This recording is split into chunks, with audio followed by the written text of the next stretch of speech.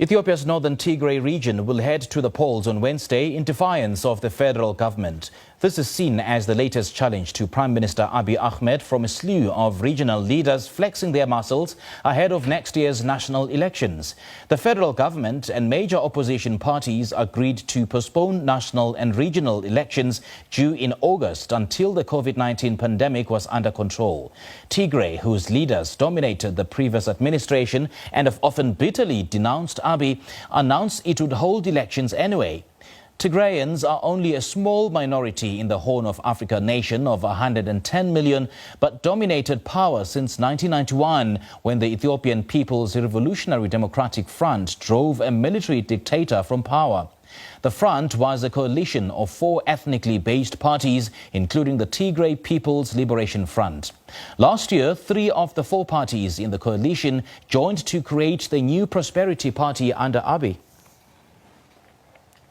The United States has announced that it will withdraw $100 million of aid to Ethiopia as a dispute continues with Egypt and Sudan over a dam that Ethiopia is building on the Nile River. The 3 countries have been locked in a bitter dispute over the filling and operation of the Grand Ethiopian Renaissance Dam. Much of the U.S. funding affects deals with regional or border security, political competition and consensus building and nutrition. However, funding for HIV and AIDS, the Food for Peace program, international disaster assistance and migration and refugee assistance would be unaffected. Ethiopia says the dam will generate electricity and help lift its population out of poverty, but Egypt fears the dam will cause shortages in its water supply. The expert on Horn of Africa affairs, Dr. Awol Allo, is a senior lecturer at the United Kingdom's Kiel University. He now joins us via Skype for more on this story. Dr. Allo, very good evening to you. Thanks for joining us. Welcome to the Globe. Thanks for having me. Let's talk about the dispute and the genesis thereof. I mean, the concept for this dam was first conceptualized by the Ethiopian Emperor Haile Selassie back in the 1960s. Now, let's talk about the dam's political, economic and cultural significance that has led to the dispute involving these 3 countries. Absolutely, yeah. So there has been ideas of constructing a dam or exploiting the Nile River within Ethiopia because it's one of the most important natural resources dating back, as you said, to the Haile Selassie era. But it's actually Meles Zenawi, the Prime Minister who led Ethiopia from 1991 until his death in 2012, that planned and that made the political decision to construct the dam in defiance of international pressure, in protest, in the face of protest from Egypt. So the idea really is primarily that of the Prime Minister, but it's a national project with considerable political, cultural, and social significance for Ethiopia. Well, inasmuch as officials cautioned that the details of these funding cuts are not yet cast in stone, but how likely will this harm the relationship between the United States and Ethiopia? Well, unfortunately, the current administration in the U.S. has taken a very unusual approach. The president is very close to the Egyptian president, as he is very close to all highly authoritarian leaders around the world. And the Egyptian government wanted to use its very close relationship with the current United States administration to put pressure on Ethiopia. And the U.S. initially insisted to become part of the negotiating process. It wasn't really a neutral negotiating party, but ultimately when Ethiopia refused to accept the deal that's negotiated by the United States, then the United States tried to pressure Ethiopia, ultimately moved to cutting some aid from Ethiopia. So currently, I think you could say that relations between Ethiopia and the United States are not where they were in the past, but it's not clear to what extent this current move would affect the relations between the 2 countries. And this is also, an administration that is probably likely not to continue into the future. So, whether this would significantly affect the relationship between the two countries is something to be seen. And having said that, what is the United States' expected role in the dispute in terms of fostering an agreement that would bind all three countries? And would I be correct to assume that the United States has got some sort of interest in this crisis? Well, the United States' primary interest really is supporting the current Egypt administration. Whatever Egypt, in terms of a very powerful Arab nation, United States having a significant interest in the Middle East, particularly in terms of relations with Israel. So that relationship between Egypt and the United States, particularly the current administration, is really the key reason why the United States is, in this case, supporting Egypt over Ethiopia. But again, whether this would be a lasting policy of the United States government or whether it should be the lasting policy of the United States government or not, it's something to be seen. As you know, there is an election happening in the United States this November. The president really wanted very desperately to present this deal as one of his foreign policy achievements, but obviously the Ethiopian side did not agree to the deal. The United States tried to influence Ethiopia. Ethiopia refused. And then the U.S. obviously moved to withdrawing some aid from Ethiopia, which is one of the tools that it has in terms of promoting its foreign policies. Now, the fact that Washington took a drastic decision that will, in the medium to long term, adversely affect Ethiopia, does this not show the Trump administration taking Egypt's side? I'm reading into a statement that President Trump made last year during the G7 summit when he called President Abdel Fattah al-Sisi as his favorite dictator. No, absolutely. The United States is very clearly siding with Egypt in this case. And as I said, historically, the U.S. is closer to Egypt because of Egypt's significant influence in the Middle East and its proximity geographically to Israel, Israel being very close or one of the most closest allies of the United States. So maintaining warm, stable relations between Egypt and Israel requires proximity between the United States and Egypt.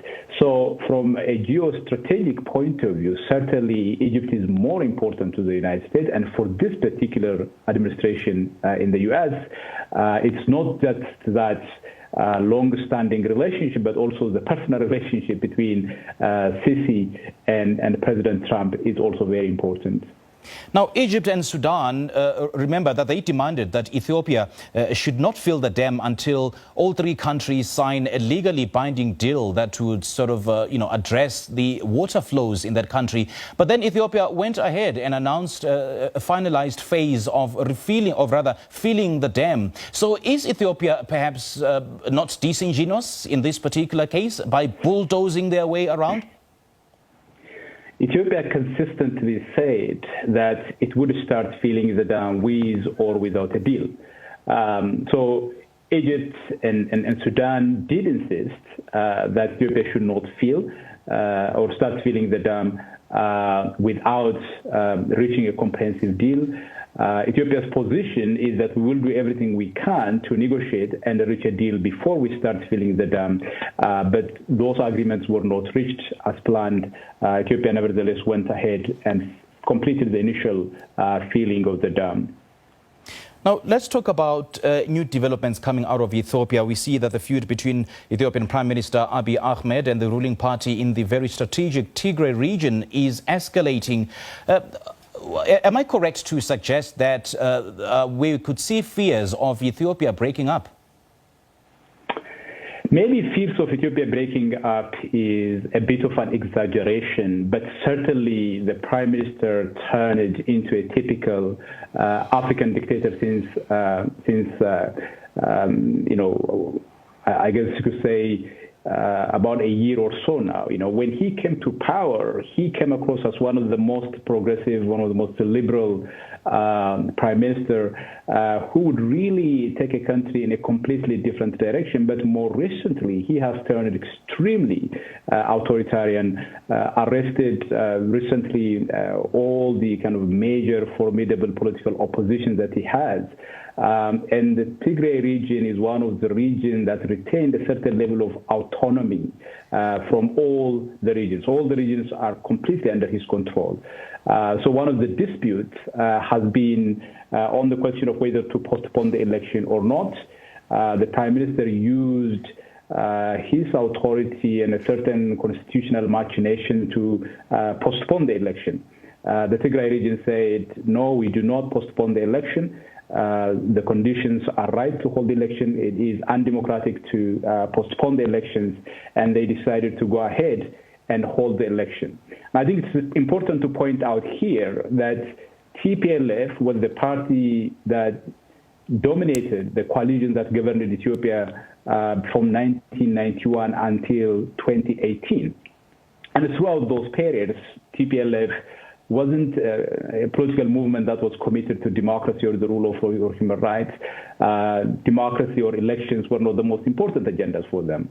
Now, obviously, they are insisting on holding elections because their position has changed considerably in terms of their influence. They are now a party relegated to a region, but I think they are correct in insisting that elections must be held and there are conducive conditions on the ground to carry out the elections. So I think fears of Ethiopia breaking up is a bit exaggerated, but if the prime minister is to continue with this kind of highly authoritarian tendencies, and I think given Ethiopia's constitution itself provides for not only the right to self-determination, but also for the right to secession, certainly certain groups might insist on becoming independent states if the constitutional rights that are provided to them to govern themselves are not respected by the prime minister.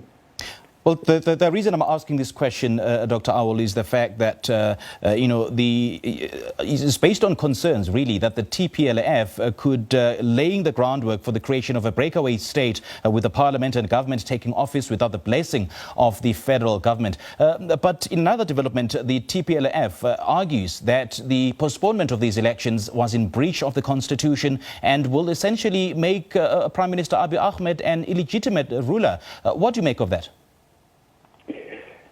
I think the constitutional argument that the prime minister's mandate to govern Ethiopia after the 5th of October would expire, and therefore the prime minister would not have the authority to rule after that day, is a very legitimate constitutional issue that needs to be addressed. Now, obviously, what they did is that they presented the question of whether the election could be extended to what we call the constitutional inquiry. It's the equivalent of the constitutional court that you have in South Africa, which decides on constitutional disputes. And that body decided that elections can be extended and the term of government can also be extended until those elections were held. But what was so problematic in that decision is that the council gave the authority to decide when elections will be held to a cabinet minister, that is to the Minister of Health, because the extension was justified in the name of the COVID-19 pandemic. And they said the only body that could decide when it is right to hold the election or safe to hold the election is the Minister of Health, which is a cabinet minister, and also have an interest in the outcome of the election. For that, there is no constitutional basis whatsoever. So the decision itself is disputed, but it is a decision that followed sort of a legal procedure. So the question of whether or not existing political parties, regional governments, other regional governments are under the control of the prime minister. But TPLF has been very clear in stating that the mandate of the government would expire on the 5th of October. And there are also other forces that are claiming or insisting that the prime minister's power would expire, that he would not have a mandate to govern. I think some of the jails and the arrests that have been made, particularly the repression in the Oromo region and against key leaders of the Oromo opposition parties, precisely because of fears that some individuals or groups might insist on a transitional government of some sort because the government's authority to govern has expired. Dr. Awal Allo, Senior Lecturer at the United Kingdom's Keele University, joining us via Skype. Thank you so much for your time. We appreciate your insight. Thanks for having me.